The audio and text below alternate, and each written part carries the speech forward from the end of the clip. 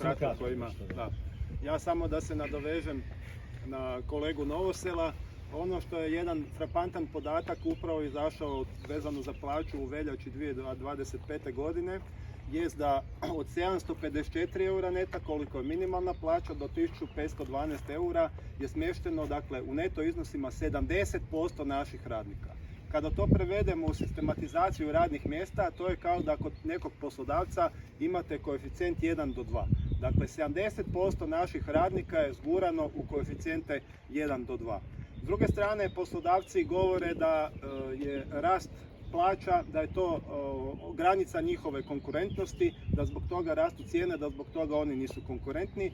To uopće nije točno. Prema najnovijim podacima Eurostata, cijena bruto sata rada u Hrvatskoj je 16,5 eura, prosjek Europske unije je 33,5 eura, dakle dvostruko više. Njemačka, Austrija, Irska, dakle zemlje kamo odlaze naši ljudi, imaju 43 eura i više po jednom satu rada. Dakle, naši poslodavci, da bismo zadržali naše radnike, da bismo zadržali naše ljude, moraju biti konkurentni upravo i kao poslodavci sa poslodavcima u Europskoj uniji. U protivnom, naši ljudi će i dalje nastaviti odlaziti, a mi ćemo svako malo po malo gubiti našu budućnost. Može.